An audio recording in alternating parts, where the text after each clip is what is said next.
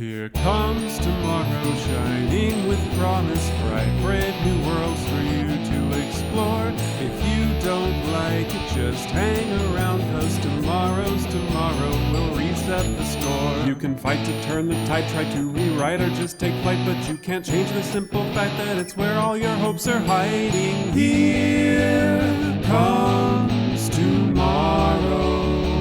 Hello, homos, sapiens, and superior alike.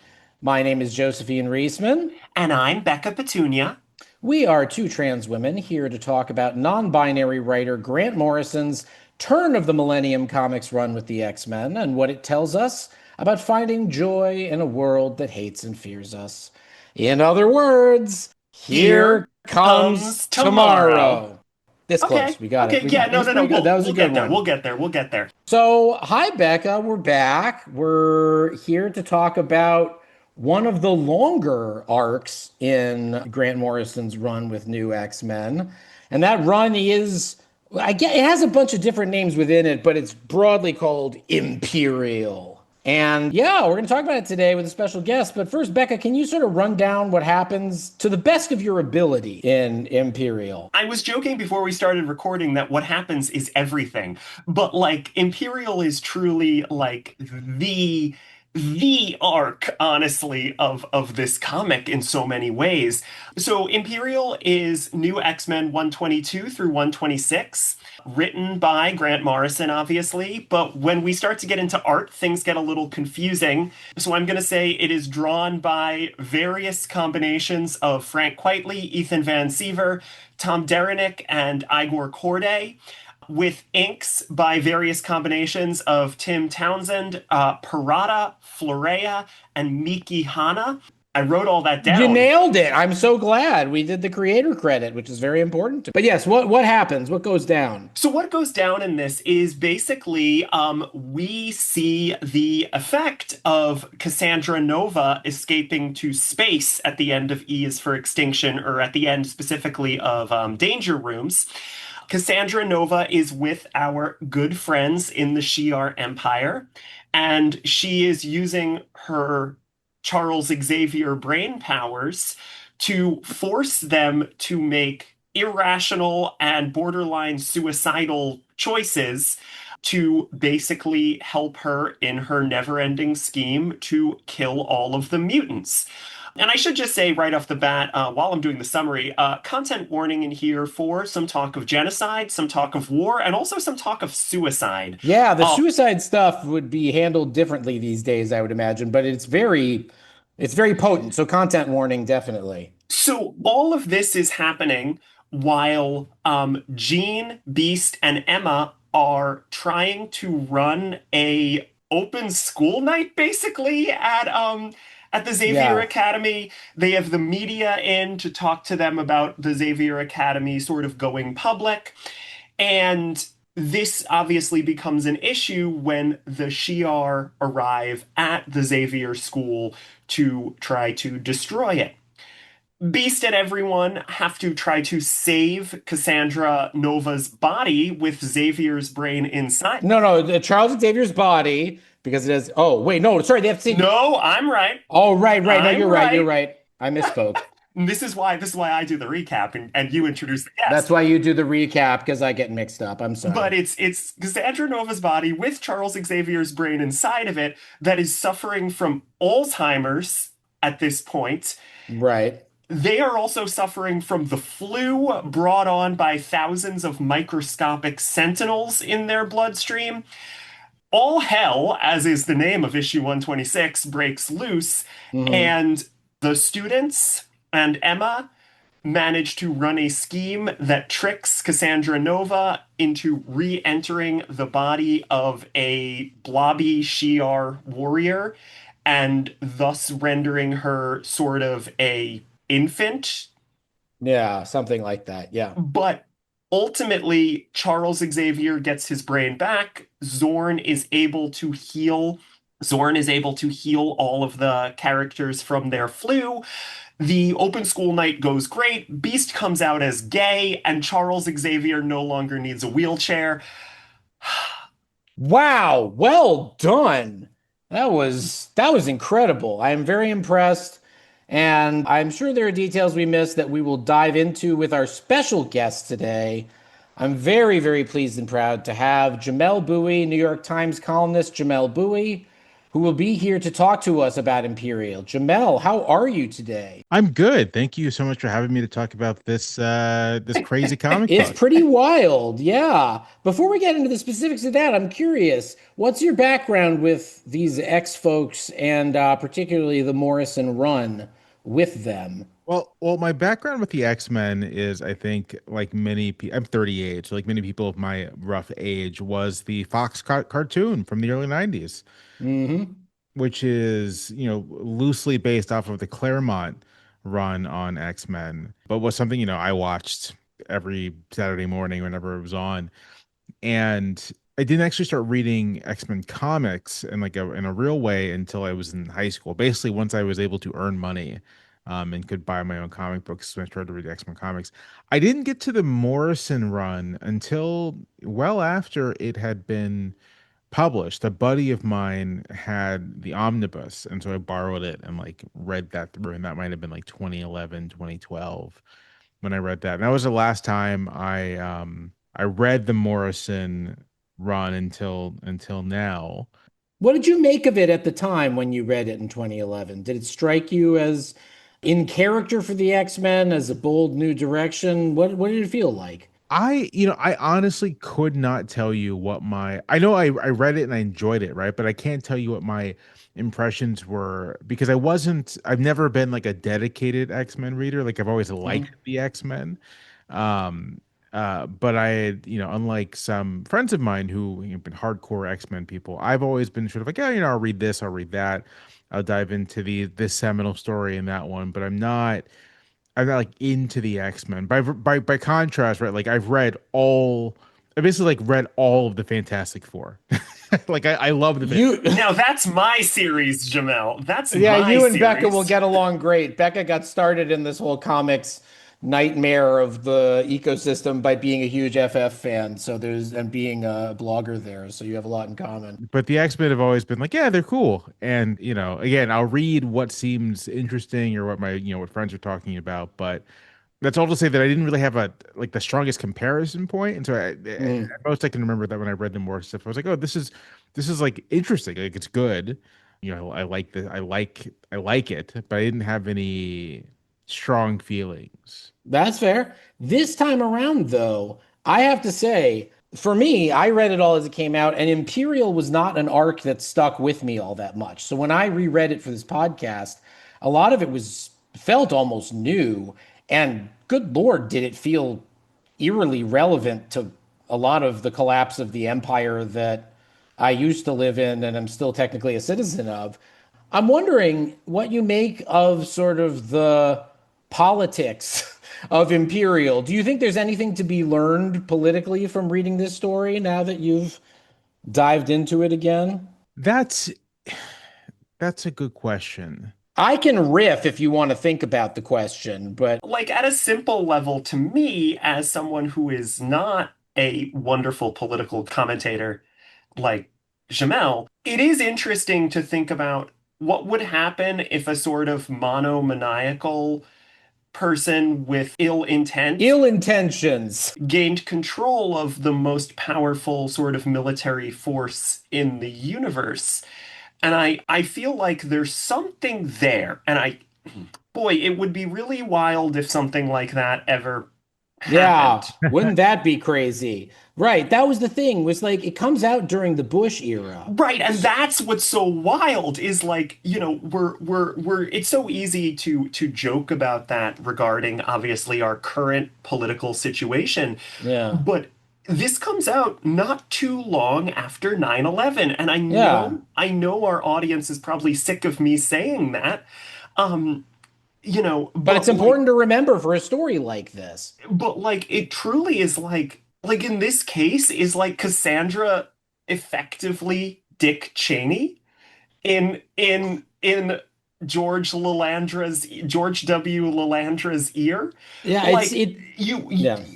again, like there's so many, and maybe it's none of this, and maybe it's just about Space aliens. aliens. I don't But know. I'd like to believe that there are ideas here. I just, it can be a little tough to pin down. And I don't think Grant is talking about any one specific like empire in Imperial at any time. Not a one-to-one, but I would That's what I mean. right. I would contend that although it feels a little more relevant now because the madness has been amped up, lest we forget, this comic's coming out shortly after the Patriot Act and during this period of complete patriotic nuttiness, that to a Scots person like Grant Morrison must have seemed like it was a kind of imperial suicide. And they were not the only person making that note even before, decades ago when the war on terror was beginning. There was this sense among a lot of people who could see the future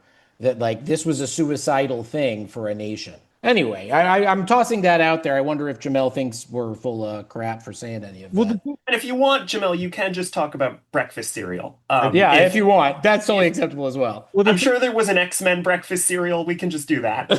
well, the thing that actually occurs to me is first to sort of think about Cassandra Nova as a character, like and Please. unpack the politics of what, not so much what Cassandra Nova represents, but like what is Cassandra Nova? She is this weird, you know, doppelganger, spiritual, energy vampire parasite thing that is a part of Xavier, that born at the same time as Xavier, like a twin of sorts, but sort of Xavier, like for all of Xavier's compassion and decency and goodness is like reverse polarity. It's like the opposite of that in every single possible way. He wants to heal, she wants to dominate. He wants to reconcile, she wants to subjugate, right? This sort of thing.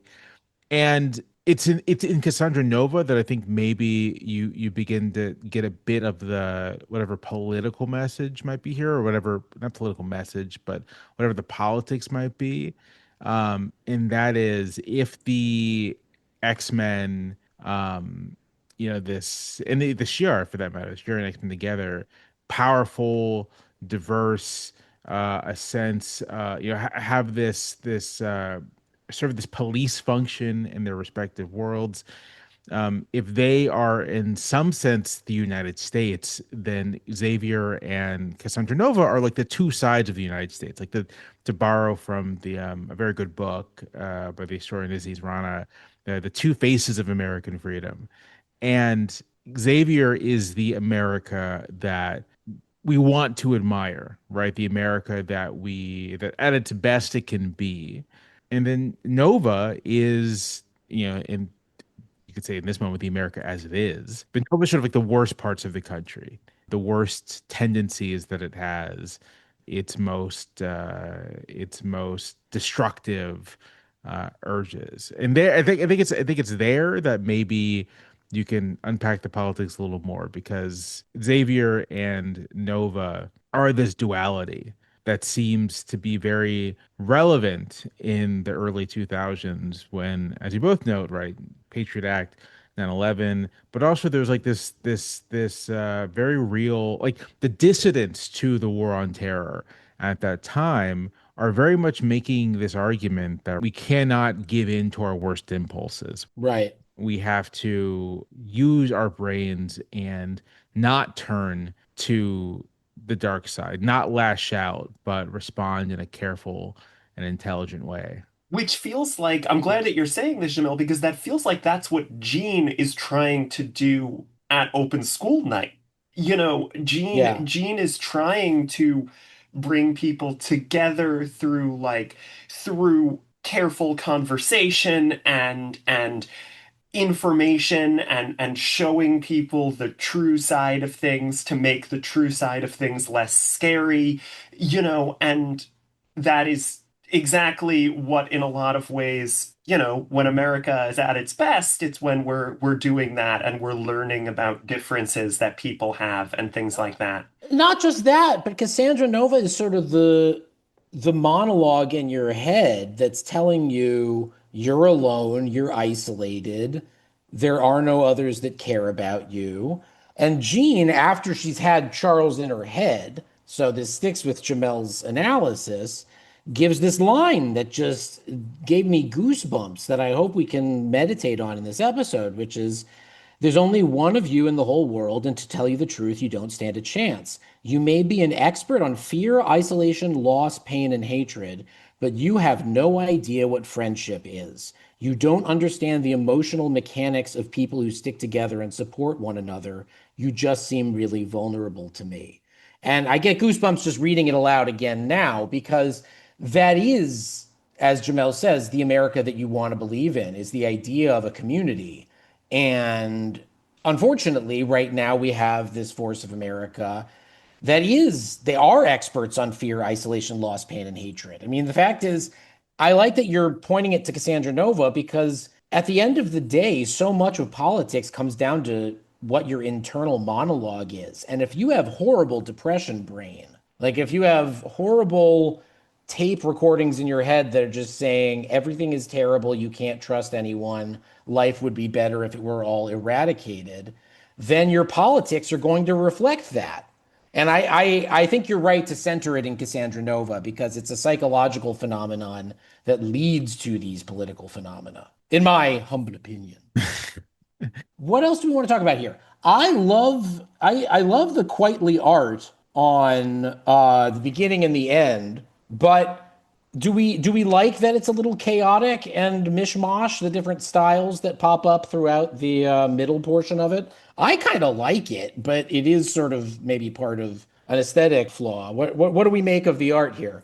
I did not necessarily notice the aesthetic changes. I've never been I've never had the best eye for that sort of thing. So Fascinating. I didn't. Yeah, yeah, like obviously they're there. As I'm like flipping through again, it's like, oh yeah, I see where there are real changes. The quietly stuff is quite distinctive. But while reading it, I'm sort of it's like and in this case for this particular discussion, I was like more thinking about sort of, okay, this sure. story is here's what I was thinking about the language more than anything else. Well, speak on that. Like, Yeah, I'd love to hear what you thought of that. Yeah. let's talk about what you want to. You're the guest. We talk all the time. Yeah, we can ramble all day, but what stuck out for you as the most notable and exciting or infuriating parts of this arc? Nothing infuriating. I mean, sort of the drama of Jean trying to manage this crisis of trying to like live up to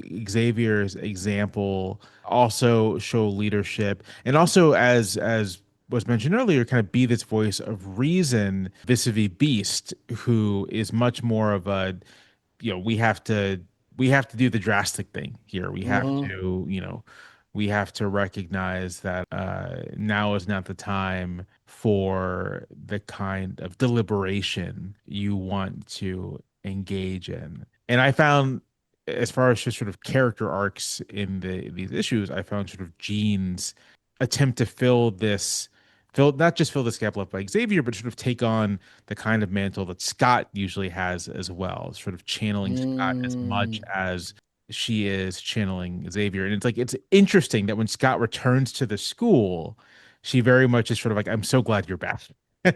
This is Oh, I love that scene. It's yeah. so sweet. You're my Scott, you're my favorite superhero as she's like passing out. Which is so interesting because Cyclops is falling apart Right. in this entire the entire Grant Morrison thing.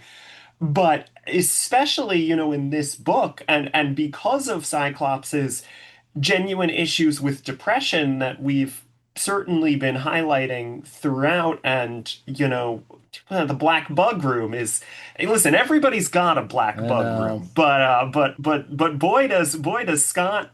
You want to talk bug rooms? But the thing is, Scott winds up being very vulnerable to Cassandra Nova as a result, but also is the only, again, is able to sort of get past her because it feels like he's grappled with this stuff for so long. And it's interesting, like Jamel is saying, that Jean is sort of the best version of Scott right Yeah. now because Scott is emotionally worn down throughout this arc. Again, and like we see how much Cassandra says to him to try to highlight that. But Scott has spent his whole life sort of going through things and keeping going even when he is pushed to Yes. suicidality. Yes. I mean, this is a case where dad is not available, where your parents aren't home and you have to take care of yourself, and that's always frightening in a school situation. Yeah, I would agree with that. I just want to real quick highlight a line here that Please. to get back to maybe thinking through the politics of this. This is on page 203, I believe. There we go. Okay. And it's Xavier. 203 in the omnibus we're Yeah, using, and just for the folks that listening thing at again. home. But yes. It's Xavier speaking through Jean. Jean has Xavier's mind in hers, and so Xavier Right. explaining thing, and he's explaining Cassandra Nova, and he says, "My twin sister was born dead, stillborn. They thought, but the mum dry. I have no idea how you say it. I don't know, whatever, yeah. Um, Mama dry, yeah, it's not a word that I exists don't think outside of this so, but yeah. context, so it's but the mama dry survived as chaotic cellular matter. 40 years clinging to a sewer wall, waiting until she was strong enough to walk free. My original sin, my flaw, my failure. Why does nothing ever stay buried? And I think this is evidence, good evidence in support of my view that like if you're going to read politics into this, it really is Xavier Cassandra Nova representing these two sides of the American psyche. Mm, And I mean, the challenging thing, right, is that it's not clear that there was ever really a way for Xavier to banish Cassandra Nova prior to this, right? Like this might have just been inevitable. right. He calls it my original sin, and Very Christian concept, but right, yes, yeah, yeah, yeah. and it may well be, but it is something that may have had to simply take place, had to play out. Right, right. Like this was the inevitable conflict that Charles had been avoiding, and the only way out is through, something Right, like that. right, right. Right, right, Um, right. and I think, I mean, that's almost sort of. I don't think that anything about our current politics were inevitable. That would be very like unhistorical. But I think there's something to say about the country currently confronting its worst self, Yeah, and the country having kind of needing to confront its worst self, and maybe its worst self ends up succeeding, right? Like maybe Cassandra Nova ends up wiping out mutant kind, but that's ultimately going to be up to us whether the worst self plays out. But I sometimes I do have this feeling that like this this everything feels so overdetermined in a way that maybe this kind of just had to happen. I hope. I mean, there's no way to know. We are not in the X-Men universe of alternate No, no, no. universes where we can run the test, but I completely hear what you're saying. And the way you fight it, for me, is exemplified by Jean, not just in the line that I read that gave me goosebumps, but the one that makes me cry when she's communing with Xavier and in Cassandra's body and his sort of dying mind and talking about his childhood dog. Oh God. It's so much, but that's the point. It's like find the line she says is it's beautiful, Charles. The world you imagined is so beautiful and good. And then they start talking about the dead dog, and I'm not going to do it because I'm going to cry. But it made me think of Tony Kushner's line from A Bright Room Called Day, which is this idea. There's this monologue that's basically a poem that somebody does where they say that what's most beautiful in any era is not any existing life, and it's certainly not the dreams of the fascists. It's the dreams of the left, not even the lived experience of the left, but the dream of having a world where people are cared for and where domination does not exist and where sadism is not a currency is something that you need to hold on to that dream. And I remember reading these comics back in the day and loving them, but I don't think it hit me quite how hard it hit me quite as hard as it does now. How much of this starts at the like molecular level of just being nice to people and crying with them when they remember that their dog died when they were a kid, like as opposed to being Christy Nome and being the one who shoots the dog. So Grant Morrison's. Shouldn't be laughing. I'm not laughing. I'm serious. No, I said I shouldn't Oh, be. I okay, shouldn't good, be. good. But like that's what I'm saying is we live in a culture of cruelty right now at a federal level.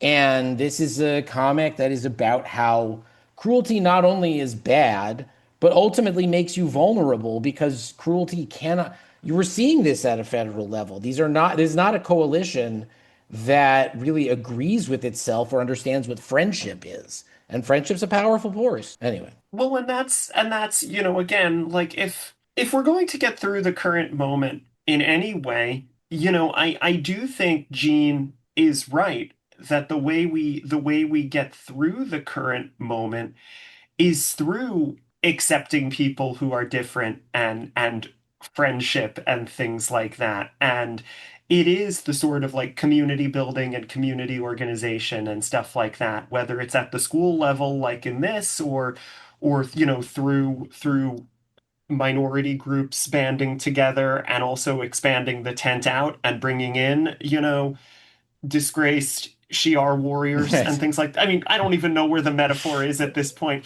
But the point is like I do feel like there is this sense where Cassandra is trying to isolate, right? Yeah. Cassandra is isolated and she's trying to isolate other people as well, right? She's the voice in your head. That's what it's Grant Morrison's own depression voice given form. And I mean, like, not to oversimplify depression, which is a serious issue. And again, I mean, obviously, I'm so in favor. If you're struggling with it, please talk to someone. Again, like Sure. PSA corner.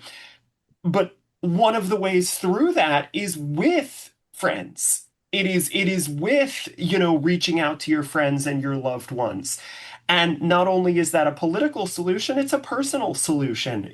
Right. My life has gotten much better the more I reach out to friends, again, and like Your politics are probably better and stronger, and you're more able to actually form a coalition. I mean, Jamelle, you don't know this, but Becca does a lot of activism and is a school teacher. And like you know better than anybody, Becca, that unless you can get along with at some modicum level of friendship, you can't build a coalition, or at least a leadership of that coalition. yeah, and again, I'm not certainly we can talk all day about big tents. What I am gonna say is like because here's the secret, and here's the secret of if I can do a little plug here for joining community activism groups. Everything is less scary when you do it with other people. Like I stay sane right now as a trans woman living in America, and Josie, you and I had a very different approach, and that I'm not saying that your approach. Go on. What's the different approach? Oh no, I just mean like Josie. Oh, I don't live in America Yeah, you anymore. don't You live in mean, America. yes, Yeah, that yeah, approach. I thought you that meant approach approach. to gender presentation or something, No, but no, no, yes, no, no, no, no. no, I no, no. wasn't making a. I getcha. I but I'm just like one of the ways that like it is so difficult to be under attack by these forces right now. And these forces are bigger than us. The Shi'ar Empire is bigger than the Xavier Academy and all of that. But Yeah. the way that I can deal with this onslaught is by joining with my community, and that truly you aren't as weak to the fear and the isolation that these forces are sort of bearing down on us when you can band together with people in your community. I don't know if I'm making you know what? I know I'm making sense. No, you make total sense. And this is a comic that features dire anxiety and hard-won hope at the end because the idea at the end is that they're trying to sort of educate Cassandra Nova, right? Like they put her in a classroom in a psychic prison of some kind, and the idea is re-education. And I don't know, it's not killing her, and it's I don't know, maybe. Although of course, as we see as the storyline plays out, that has its own downstream repercussions. But it does stick true to its ideals by saying, at least in this storyline, we want to teach. That's the best of America. It's interesting that they have that 1996 political map in the background. Did everybody notice that? I didn't notice that. in the classroom at the very end of the storyline. It's like 3 pages before the final page. Oh While yeah, Cassandra's in there, for some reason, they have the 1996 electoral map up, even though this came out in whatever, 2002, right. 2001. I have no idea what the significance of that is. Maybe there's a comment on a better world before just the most recent A election. better world is Bill Clinton. I don't know. I have no Yeah, clue. no, But that's I was just noticing that as I was going through. It's a little bit of an odd one. no comment.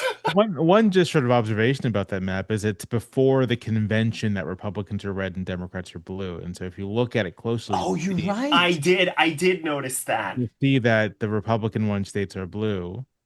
You're which is totally right. remarkable that that was so recent that Yeah. all three of us were like We all missed it. I alive. missed No, it. no, no, no, no. But I just mean like all three of us were alive then, and it just seems like that convent. Like if you had asked me just casually, like, oh yeah, when did the like I The knew, red blue split yeah, happened. Yeah, no, no. wouldn't have said after 1996. It But was anyway, 2000 because it flipped with every election on news coverage. And so in 92, Democrats were blue, Republicans were red, 88, vice versa. And so 2000, Democrats are blue and Republicans are red, and it kind of just stuck. Right. wild. Which this has nothing to do with the comic book. I will say, I kind of think, I mean, I don't think it's like responsible for anything, but I do think it's kind of, I think that the red blue thing like rots people's brains because it leads people to think things like, oh, I live in Virginia, and it's like in 2004, Bush won Virginia. It's like, well, Virginia is a red state. It's a red state. And then if you It's actually lost to us. Who cares? right. Yeah. And so like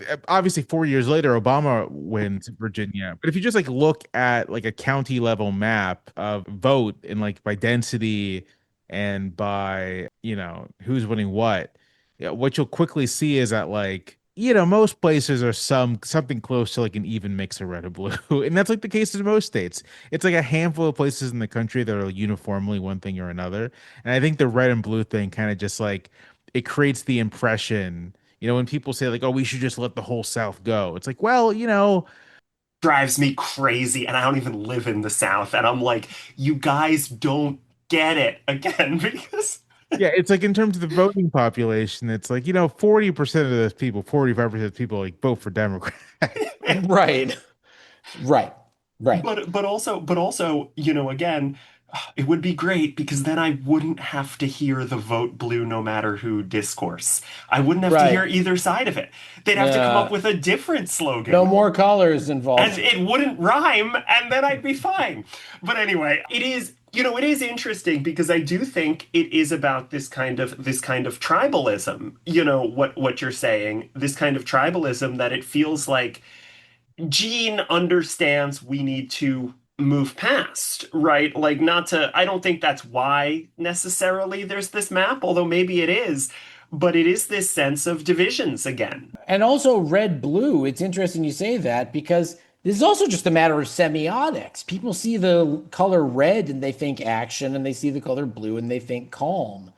And this is something that comics understands. And it's funny that we're talking about red and blue because there's been X-Men Red and X-Men Gold, like different teams that are separated out by color. And I don't know, maybe there's something to that iconography and we have to escape it. But This is a question because ask anything. I'm not an X-Men head necessarily. One thing I was struck by reading this portion of New X-Men is just how the featured players aren't, or they're just the people on the page aren't necessarily like the most humanoid X-Men. Like we get a fair Mm, smattering of mutants who look, I mean, for lack of a better word, grotesque, like who can't right. assimilate, right? Like who can't really walk amongst humanity. Yeah, they can't pass in that way. Right. Exactly. Yeah. And was that like is that like a change? Because I don't remember. That is something that was deliberately part of what Morrison was trying to do, was to try to address the idea of passing. Okay. In both, in for whatever context you need that to be, it was a metaphor that they were playing with. And they were playing with the idea of, oh, I like, the first storyline, the first issue of this whole run, features a guy whose mutant power is he has three faces. The three faces can't do anything. He just looks like he has three faces, and people think he's ugly. And that's a very key thing that Morrison puts in at the beginning is like, this is a population, this is a community that may have different needs. I mean, this is something that comes up in trans politics all the time. Is like there are the people who want to pass and the people who don't want to pass. They're both equally valid, but unfortunately, our struggles are united, even if our needs and demands from society sometimes kind of diverge. Yeah. But I don't know, maybe I went too far afield And there. Jamelle, we've talked about this too, because my issue with the non-humanoid mutants with Beast and Beak, just thinking of who's in this particular arc, they're the two major sort of Yeah. non-passing mutants in this story arc are Beast and Beak. Although there are others, we see like a tiger person and But yes. but one of my issues that I always have is that this lets sort of writers get away with talking about a fictional diversity without actually addressing a sort of real diversity Right. that like so effectively all the X-Men characters are white. Yeah. Like Most of them at this in this iteration, for the most part, they are. Yeah. and it's like we can talk about like okay, well how does Beast assimilate into society and stuff, but like there are people in real world minorities who have trouble Right. integrating into society. And again, I can speak to that as a trans woman. Like I'm white, but obviously I have a lot of trouble integrating into a lot of Yeah. spaces in Visually society integrating. because Sure. Yeah. you know, I'm 6'1" and I have a deep voice. But Right. like I feel like it lets writers do that and then not have the actual representation of like a trans character or black characters or anything like Right. that. Right. And that can be a little frustrating to me because that lets racists or transphobes Enjoy the X-Men and enjoy the X-Men and not get the not metaphor. learn anything. I'm wondering, Jamelle, I know you said you're not the biggest X-Men head, but I'm curious if you've thought about the mutant metaphor, which comes up in geekery and in politics all the time, and which we have spent a lot of time on this podcast nitpicking and unpacking. Do you think, to what extent does the mutant metaphor, the X-Men metaphor, have power that's worth tapping into? Do you have thoughts about that? Yeah, it's like on some level, I'm not sure that the mutant metaphor, especially as represented through the X-Men, works. It's like, yeah, if someone can shoot like lasers out of their eyes, They are a threat to society, is my Right, question. right. Like, it's all respect that they would just want to be able to live their lives. But if someone, if someone's mutant power is that they have control over thermodynamics, then like I that seems like there should be some, state intervention somewhere. So I do think the mutant metaphor, like, and that's just sort of inherent to the fact that these are superhero comic books, right? Like, you can have kind of a metaphorical thing going, but if you try to pick at the logic too much, it just doesn't hold up. Correct. And that's actually honestly my approach to it. It's like, don't pick at the logic too much. Like, obviously, in the real world, to a person like if someone like Iceman, Bobby Drake, people are like, yeah, you discriminated against me because I'm a mutant. It's like, no, dude, you literally can control a fundamental force of the universe. Like that's why we have an issue. You So can slow down molecules. I can't do that. and so yeah, if you try to get at the logic of it too much, then I'm not sure that it works. But as kind of a generic way to tell stories about discrimination, about difference, I think it can work just well. You just really can't try to map it one to one Hmm. on reality. I honestly think, I mean, the Hickman from a couple years ago, Yeah. the Hickman run of trying to basically situate the X-Men as Israel, as Jewish, maybe works a little better. I was just going to say, Jamelle, I didn't want to put you in an awkward position by being a Jew, foisting this interpretation onto the podcast. yeah, we got two Jews and Jamelle. So Right, but I think, but I I mean, really two do Jews and think. Jamel is actually like a thing that is like a big part of my life. So, like, But I do think The metaphor that works most interestingly is the Jewish metaphor. Why? Because at the same time that in this fictional Marvel universe, the children of the atom are starting to be born and they have special powers, you have the first generation of Jews being born in America without discrimination and with parents who were not well, yes, not without discrimination. I'm broadening it, but No, I know what you mean. I'm but like sorry. you have the first generation of Jews, teenagers, coming up with a certain degree of difference that soon brings some degree of access to power. And that is an interesting conversation to have, is when you are a hated minority, but you do have power, what happens? Yeah. Bad things. That's what I think is most interesting. And I was really disappointed that all the fandom intervention and editorial intervention sort of made them scare off from really telling that story in the Hickman run, because that's where it's leading. You're exactly right, Jamelle. Did you read much of the Hickman run? I read The mini yeah, series, the the initial Hawk spots, yeah. series. Yeah, yeah. I get like I'm always reading stuff for work, and so like I can't. I Oh, just I can't sustain. totally hear that. Yeah, totally hear You're that. you're a parent, Jamelle. Like this is Yeah. something that that just answers the whole question. I was just curious, but yeah, I mean, Hoxpox, that miniseries is really the thing to read because it kind of tells the whole story, and then the rest of it is this other story that's not as good. Yeah, mostly about tiki bars. Mostly But about if tiki but if bars, you but yeah. want Glob Herman's vegan curry recipe, you can keep reading. Then, You can keep reading it. But other than but that, you're enough fine. dissing for a moment. So I don't want to keep Jamelle too much longer. Jamelle, do you have other thoughts that you wanted to get to about Imperial? Because we have loved listening to your pearls of wisdom. Other thoughts, final thoughts on Imperial. We haven't spoken much about the Shi'ar Empire. Yeah, what do you make of that? I suppose the thing that just like I didn't spend too much time thinking hard about it, but that is like genuinely disturbing is apparently they have like this process for like cleansing entire worlds Yep. for reasons. Don't like that. No, I don't like that either.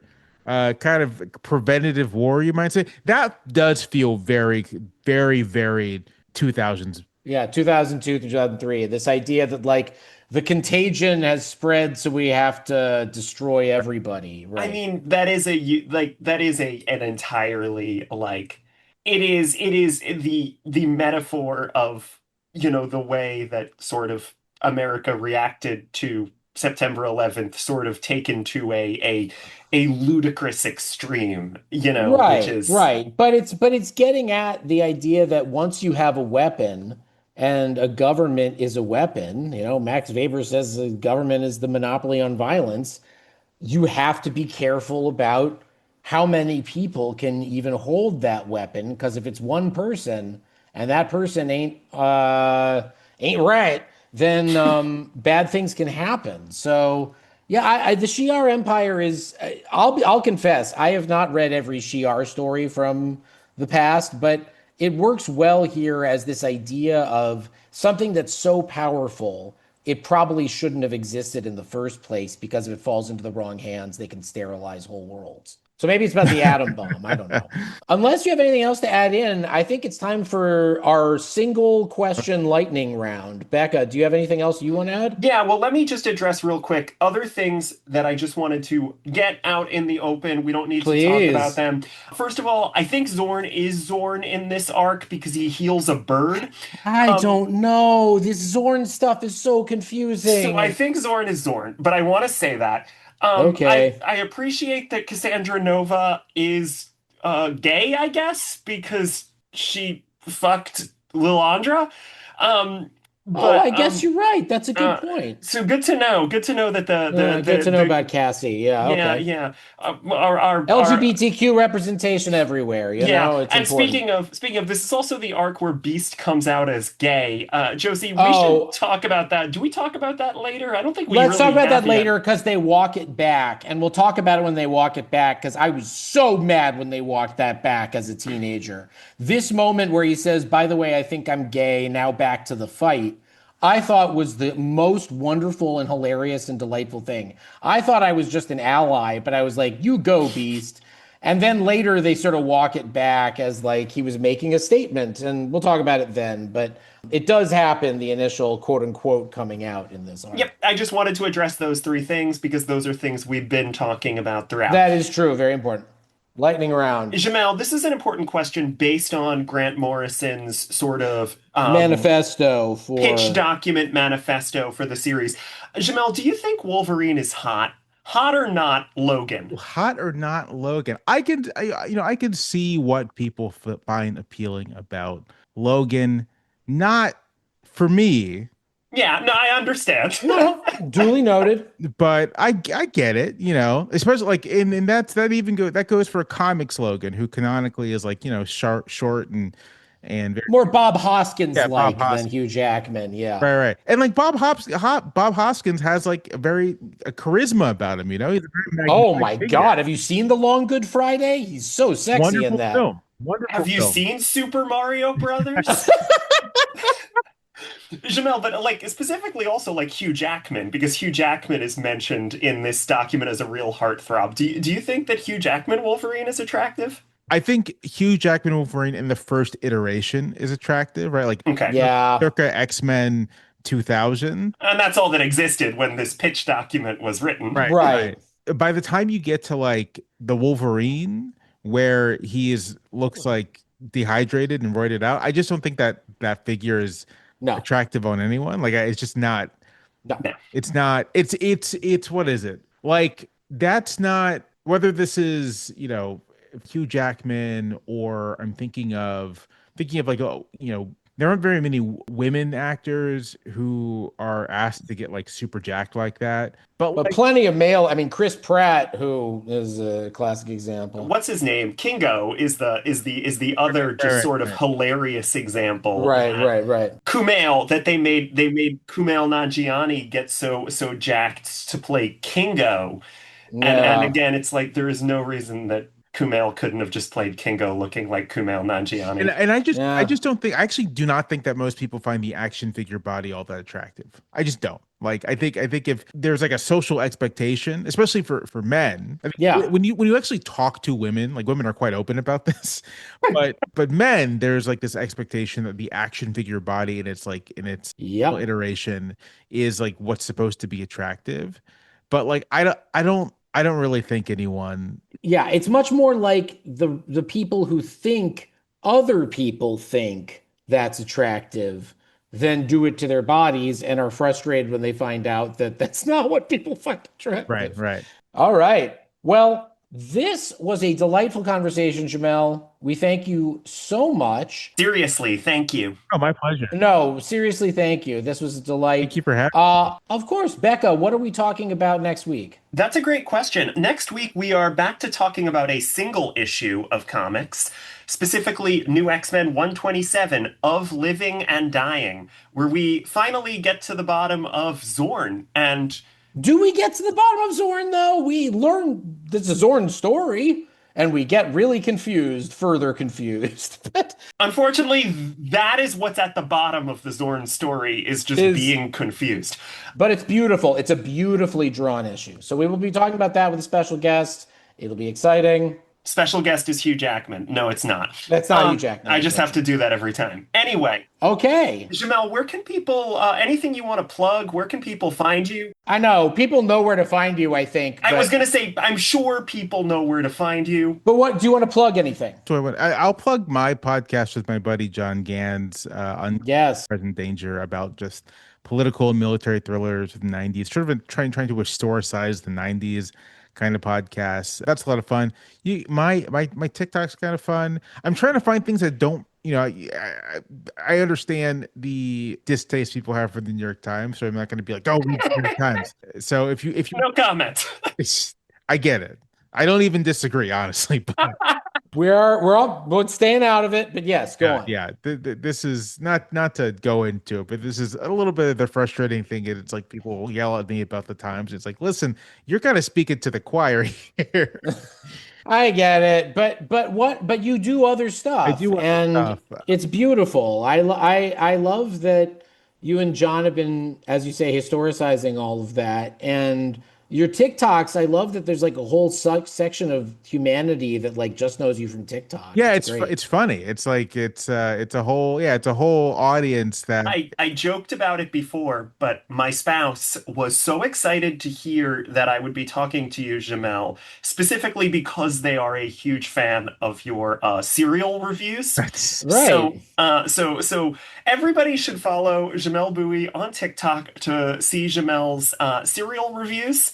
Jamelle, But where? also on Blue Sky, you Mhm. are, yeah, you're on Blue Sky. What's your handle? It's jamellebouie.net. it's JamelleBowie.net. Yep. Yes. King of Blue Sky, Jamelle Bouie. And Jamelle, what was the name of the podcast again? Just let's get a Because clear. I talked Mhm. over you. I Oh no, apologize. no worries. Unclear and present danger. All right, check that out too, folks. Becca, where can people find you? Yeah, people can find me on Blue Sky at Tall Girl Petunia. People can find my writing about my other special interest besides this, which is the works of Jim Henson. You can find that on toughpigs.com. And you can find my podcast, my other podcast, Prairie Dawn Companion, which is about the Muppets and 70s feminism, on the Muppet Fan Podcast with toughpigs.com feed. And Josie, where can people find you? They can find me at josie.zone. You just type in those characters, that string of characters, JOSIE.ZONE. And if you're on Blue Sky, Instagram, or even just your Google Chrome HTTP bar, you will find me. Josie.zone is the place to find me. And yeah, I guess that does it. So catch us next week. We will be talking about On Living and Dying. And until then, burn away what doesn't work. Thanks, Thanks, everybody. everybody.